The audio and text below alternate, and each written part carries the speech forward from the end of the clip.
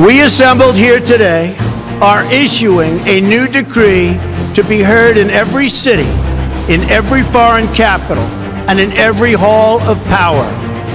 From this day forward, a new vision will govern our land. From this day forward, it's going to be only America first. Every decision on trade, on taxes, on immigration, on foreign affairs will be made to benefit American workers and American families.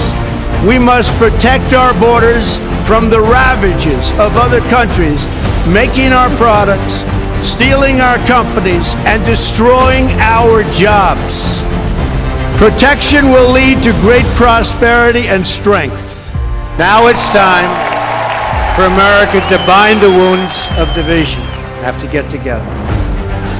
To all Republicans and Democrats and independents across this nation, I say it is time for us to come together as one united people. I pledge to every citizen of our land that I will be president for all Americans. For those who have chosen not to support me in the past, I'm reaching out to you for your guidance and your help so that we can work together and unify our great country. Victory is not winning for our party. Victory is winning for our country. Working together, we will begin the urgent task of rebuilding our nation and renewing the American dream.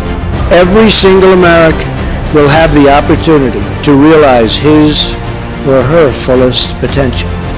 The forgotten men and women of our country will be forgotten no longer. We are going to fix our inner cities and rebuild our highways, bridges, tunnels, airports, schools, hospitals. We're going to rebuild our infrastructure. We will also finally take care of our great veterans. Our veterans are incredible people. We will embark upon a project of national growth and renewal. I will harness the creative talents of our people, and we will call upon the best and brightest to leverage their tremendous talent for the benefit of all. No dream is too big, no challenge is too great. Nothing we want for our future is beyond our reach. America will no longer settle for anything less than the best. Now we must step boldly and bravely into the next chapter of this great American adventure. And we must create a new standard of living for the 21st century. An amazing quality of life for all of our citizens is within reach. We can make our communities safer, our families stronger, our culture richer, our faith deeper, and our middle class bigger and more prosperous than ever before. But we must reject the politics of revenge, resistance, and retribution, and embrace the boundless potential of cooperation, compromise, and the common good. Together we can break decades of political stalemate. We can bridge old divisions, heal old wounds, build new coalitions, forge new solutions, and unlock the extraordinary promise of America's future. The decision is ours to make. We must choose between greatness or gridlock, results or resistance, vision or vengeance, incredible progress or pointless destruction. Tonight, I ask you to choose greatness. We will double our growth and have the strongest economy anywhere in the world. At the same time, we will get along with all other nations, willing to get along with us. I will end the devastating inflation crisis immediately, bring down interest rates, and lower the cost of energy. We will drill, baby, drill. I want to tell the world community that while we will always put America's interests first, we will deal fairly with everyone. We will seek common ground, not hostility, partnership, not conflict. Now, Republicans and Democrats must join forces again to confront an urgent national crisis, secure our very dangerous southern border.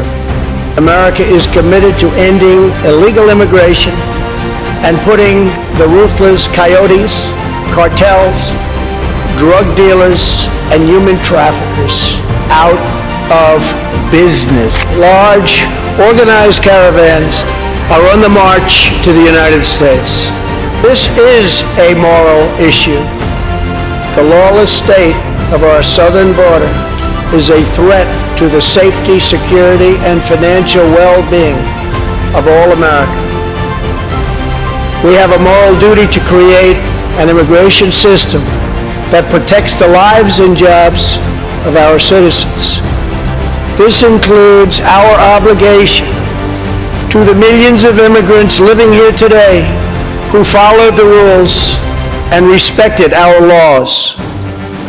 Legal immigrants enrich our nation and strengthen our society in countless ways. I want people to come into our country, but they have to come in legally.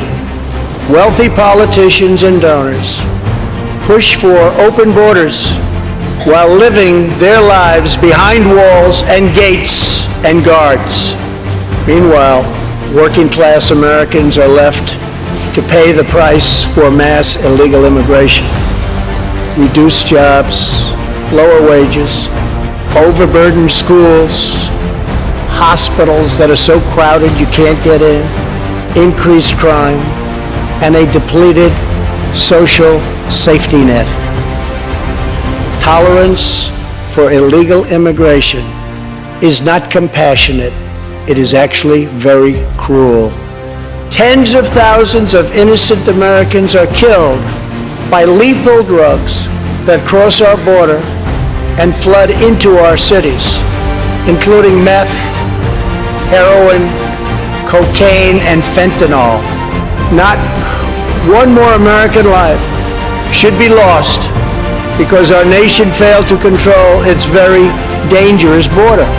Let's work together, compromise, and reach a deal that will truly make America safe.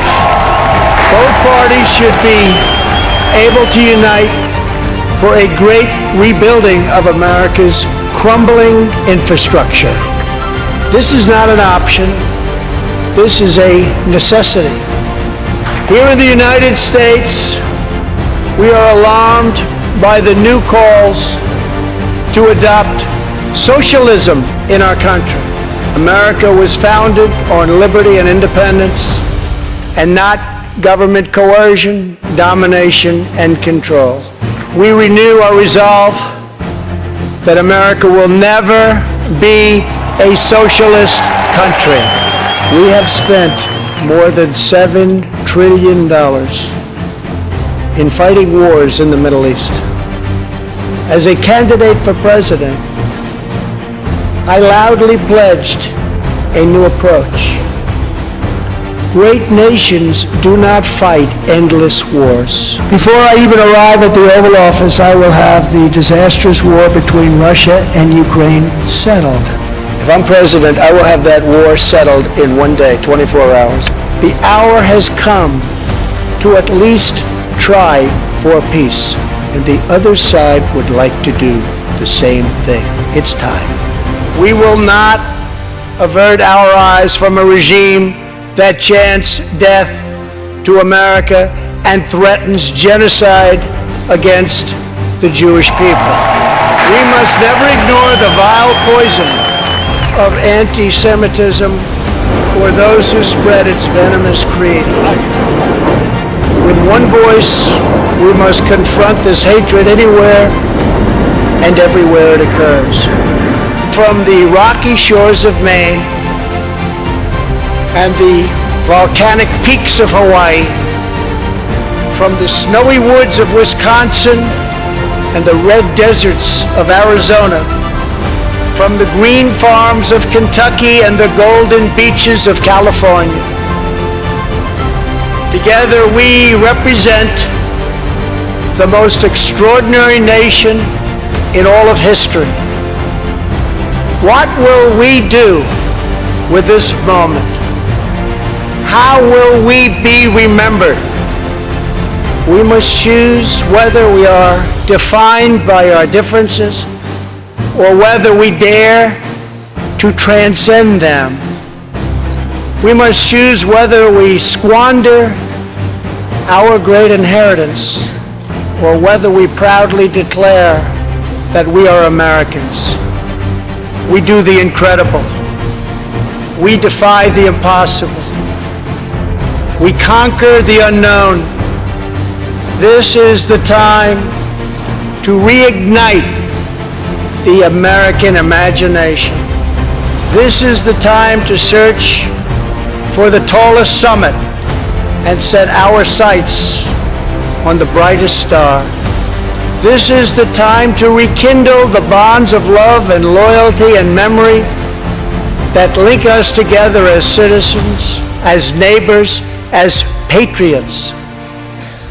This is our future, our fate, and our choice to make. I am asking you to choose greatness. No matter the trials we face, no matter the challenges to come, we must go forward together. We must keep America first in our hearts. We must keep freedom alive in our souls. And we must always keep faith in America's destiny. That one nation, under God, must be the hope and the promise and the light and the glory among all the nations of the world.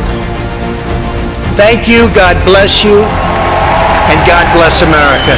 I will fight for you with every breath in my body, and I will never, ever let you down.